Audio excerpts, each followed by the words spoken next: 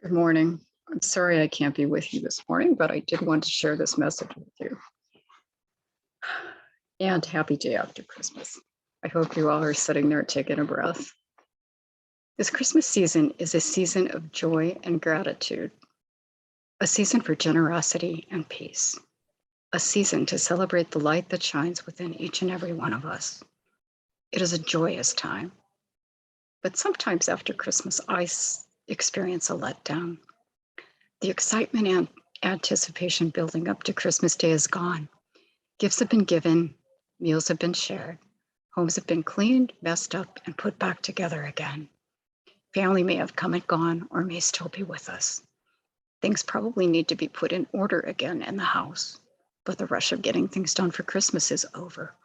It is a time to sit back, take a breath, and take some time for self-reflection. This time of year, we see signs everywhere that say, believe in the magic of Christmas, or I believe in Santa Claus. We teach little children that there is a Santa Claus, a magical person who comes with gifts on Christmas Eve. Some of us leave milk and cookies out for Santa, and as parents, we make sure that the milk and cookies are gone. After the children go to sleep, we creep down the stairs and deliver the Santa presents in anticipation of the looks of awe and wonder in the eyes of our children on Christmas morning. I believe we do all this to recapture that sense of awe and wonder in ourselves. I remember asking my parents if there really was a Santa Claus. My mother said, "Of course there is. He lives in your heart." I never will forget that. I still have that sense of awe and wonder, not only at Christmas, but all year long. In that way, I will never grow up. I will always be amazed at the beauty that surrounds me, at the kindness of people, and at the feeling of oneness that sometimes, not nearly often enough, engulfs me, fills me, surrounds me, and assures me that we are all one in God, and that God is right here, right where I am. Who can look at the marvelous colors of a sunrise or sunset and not know? Who can look at the light in the eyes of a child and not know? Do you still have that childlike sense of awe and wonder? Do you still believe? I know that you've all heard or read about the editorial that was posted in the Sun in 1897. Yes, Virginia, there is a Santa Claus. I would like to share part of that with you right now. Dear editor, Virginia wrote, I am 8 years old. Some of my little friends say there is no Santa Claus. Papa says, if I see it in the sun, it's so. Please tell me the truth. Is there a Santa? Virginia, your little friends are wrong. They have been affected by the skepticism of a skeptical age. They do not believe except they see. They think nothing can be which is not comprehensible by their minds.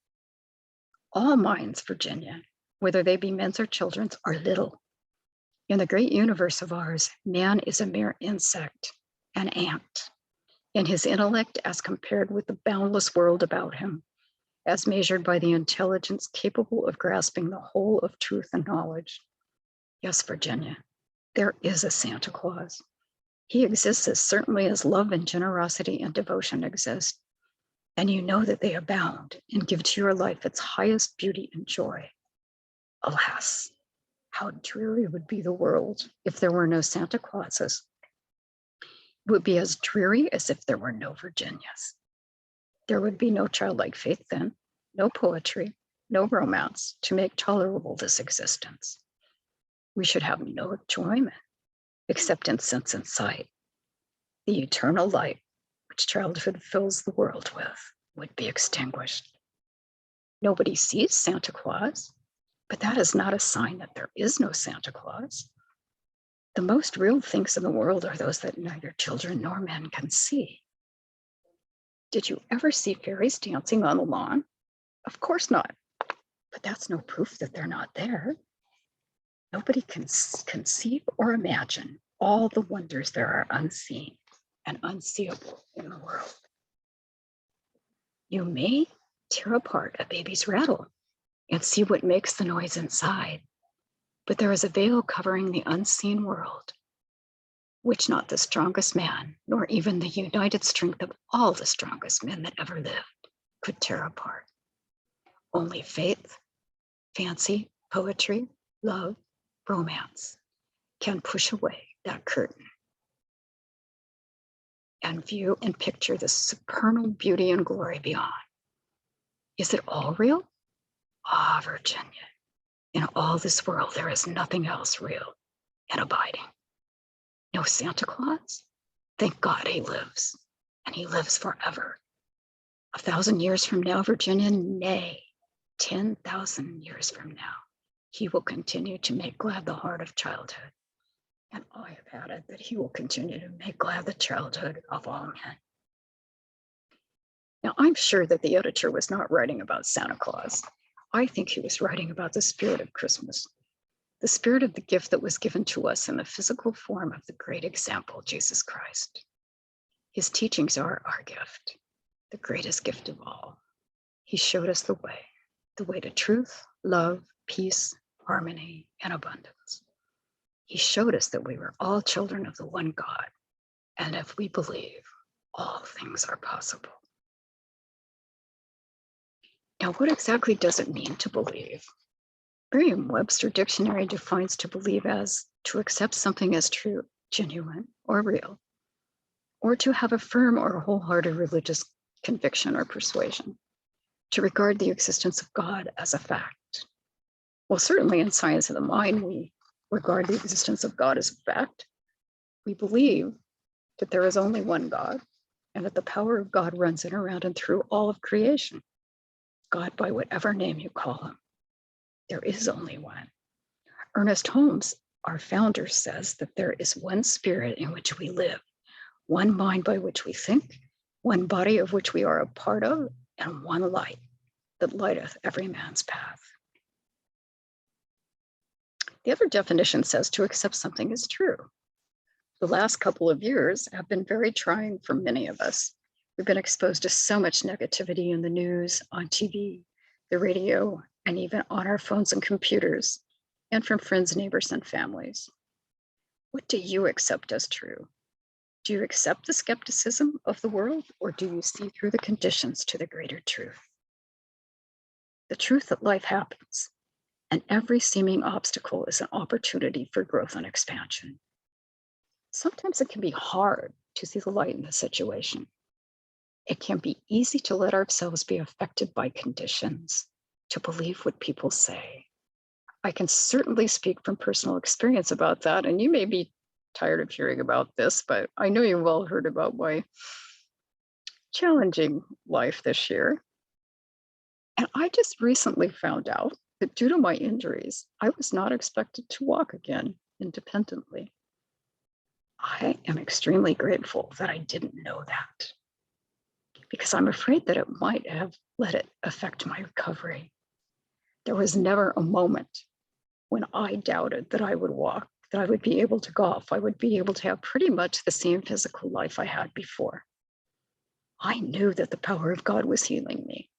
I believed with everything I had that I was perfect, whole, and complete, and that this was only a temporary situation. And so it was, and so it is. But I also had another issue. My left humerus was shattered into many small pieces, and there was no way that the doctor could set my arm because I already had a steel plate in there, which is another story for another day. I distinctly remember the doctor saying that I should be able to get at least 120 degrees of flexibility. I also remember the physical therapist saying the same thing. I accepted that, and I believed it to be true. I still think I believe on many levels, I believe that to be true. It is strange, however, that I had one PT tell me that I had a hard stop and would probably not be able to get much more flexibility than I was having at the moment, which was about 95%. It was due to the way my arm had healed. Now, I did not accept that as truth. I knew that I could do better, and I knew that I would do better.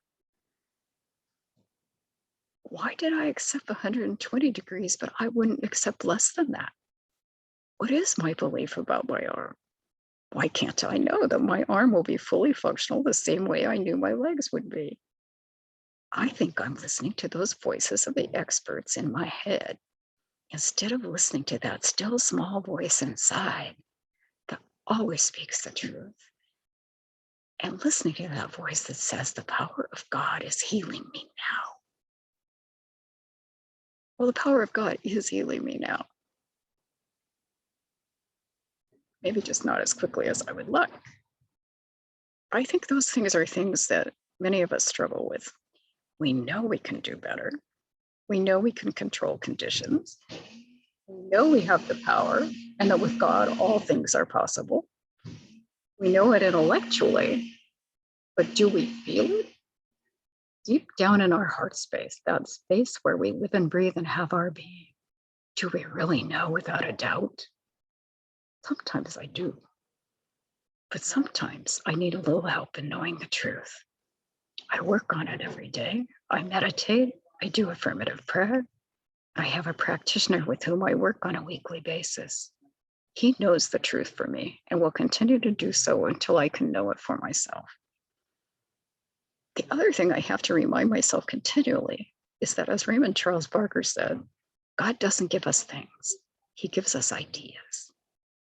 God isn't going to magically heal my arm. He's given me a great physical therapist who continues to give me new and challenging exercises. And by doing what she says, my arm will continue to heal. I have to do the work. God gave me the way, the path. I have to follow it. But up until now, I've been in resistance. Yeah, I give it some token attention. I do at least something each day, but not what I'm supposed to do 3 times a day. But even with this, I'm still seeing a lot of progress. The power of God is still healing me. But I ask myself, if I did the program the way that the physical therapist set up for me, if I followed the path that God has lit, what more progress would I be seeing? Why am I resisting? What am I waiting for? I don't really have an answer to that question right now. But stay tuned in the next few weeks. I'm sure that there will be something. God does speak to me in many strange ways sometimes, which I will also share with you later. I also have to remember that we can't use the power to change our conditions and bring into our lives these things we desire. But God is infinite and has no time or space. So those conditions we desire may not come immediately or in the time frame even that we would like, and they may not look exactly as we think they should. We need to be aware of small changes that are working toward our requests and prayers, and we need to be quiet and listen to that still small voice that speaks to us. That voice that is always there and always leads us in the right direction. So what will you believe right now, right here in this very moment? Will you let the skepticism of the world affect what you believe? Or will you believe that, as Ernest Holmes says, there is a power for good in the universe, greater than you are, and you can use it? Will you choose to believe in that power? Will you let the spirit of Christmas live in your heart all year? Will you believe? It's your life, your choice. God is right here, right where you are, no matter what you choose. Choose the life you want. Choose to believe. It is up to you.